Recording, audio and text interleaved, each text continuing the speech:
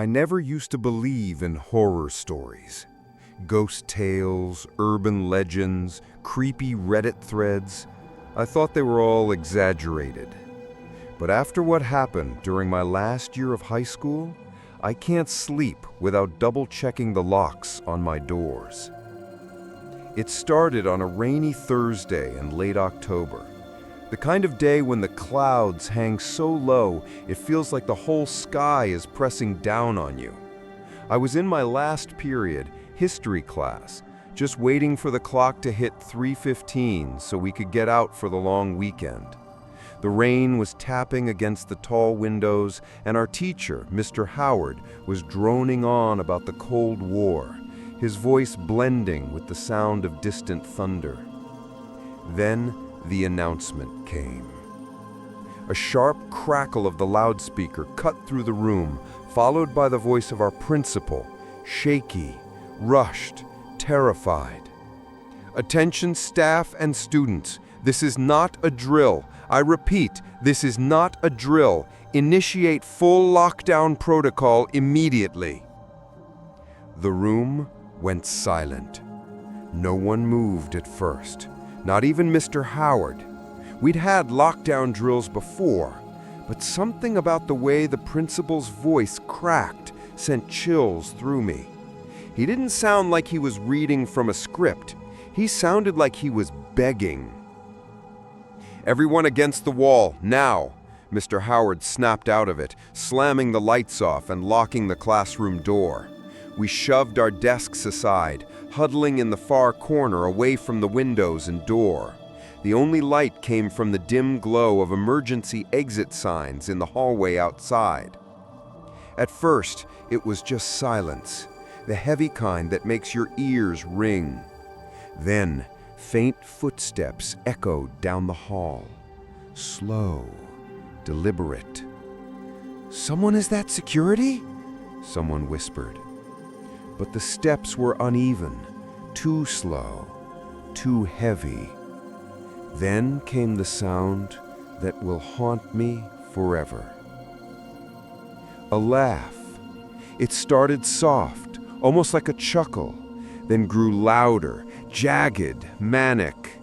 Whoever was out there wasn't trying to hide. They wanted us to hear them. The laugh was followed by a single knock on a locker, then another, then another. Bang, bang, bang. The sound echoed down the hallway until it felt like it was right outside our door. A girl next to me, Emma, started sobbing quietly. Mr. Howard put a finger to his lips, but his hands were trembling. The knocking stopped. And then, in a whisper so faint I thought I imagined it, a voice said, "I know you're in there."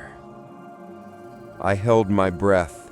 My heart was pounding so hard I swore it would give us away. Seconds felt like hours. Then, bang, bang, bang. The door rattled violently. Whoever it was had thrown their entire weight against the door. The metal frame groaned under the impact.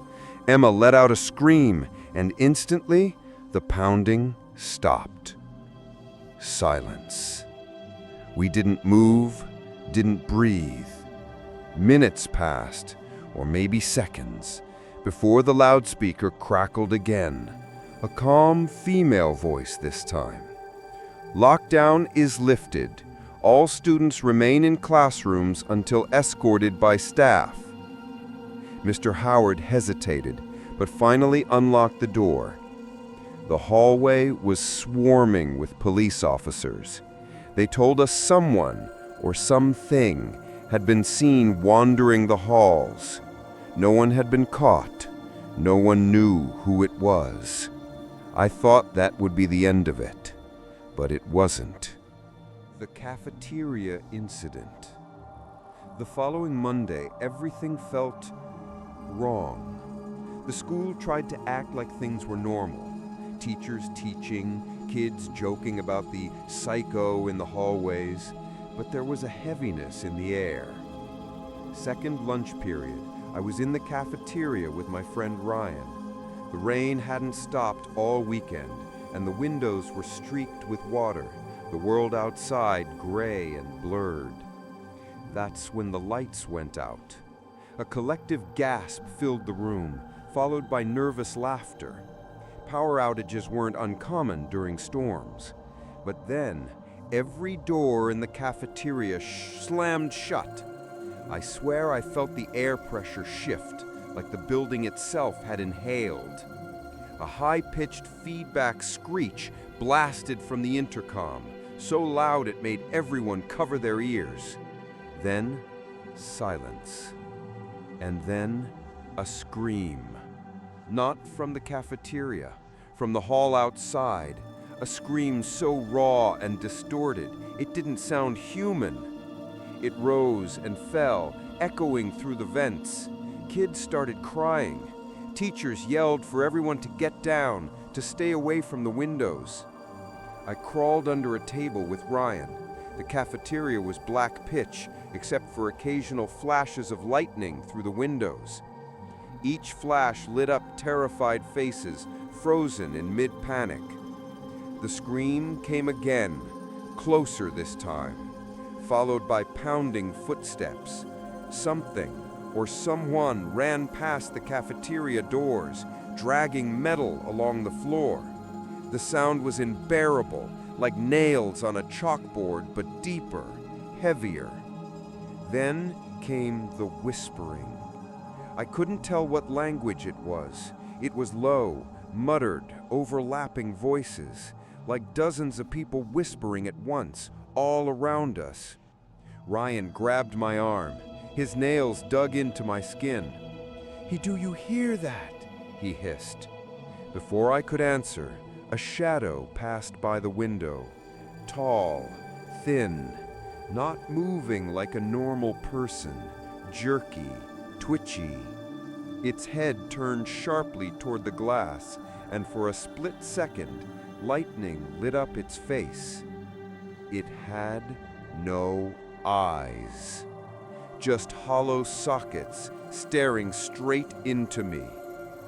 The lights flickered back on a moment later. The doors were open. Teachers rushed us out, shouting, "Go, go, go!" No one ever explained what happened. No intruder was found. No alarms triggered. The school called it a malfunction. But Ryan and I know what we saw. The basement.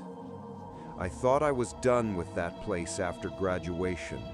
But a year later, broke and desperate, I took a part-time job at the school repairing computers. The job was easy, mostly staying in the basement where the servers were kept. It was quiet down there. Too quiet. One night, during a late shift, the lockdown alarm went off again. I froze. "Attention! Initiate full lockdown. This is not a drill." The basement door had no lock. My only option was to hide under the desk in the server room. I turned off my phone light, barely breathing. Minutes later, I heard footsteps on the stairs. Slow, heavy. "Who's down here?" a voice called. Male, calm. I didn't answer. The footsteps came closer. "Hey, it's okay. I'm a teacher. We need to stay put until the police arrive." He stepped into the room. Red plaid shirt, black cap. He crouched down, peering under the desk at me. His smile didn't reach his eyes. "You're safe now," he whispered. My phone buzzed in my pocket. A text from the security group chat. "Do not trust anyone. Intruder wearing red plaid shirt and black cap. Armed." I looked up at him. He saw me reading the message. His smile widened. Then he lunged. I bolted from under the desk, sprinting toward the stairwell. A gunshot exploded behind me, deafening in the narrow basement. The bullet ricocheted off metal shelves, showering sparks. I burst through the door at the top of the stairs, straight into a police officer's arms. They tackled me to the ground, shielding me as more gunshots rang out from below. The man in the basement was arrested. They never told me who he was or why he came. But I know this: the whispering in the cafeteria, the laugh in the hallway, the man in the basement, they weren't separate incidents. They were connected. And I'm terrified that one day I'll hear that laugh again.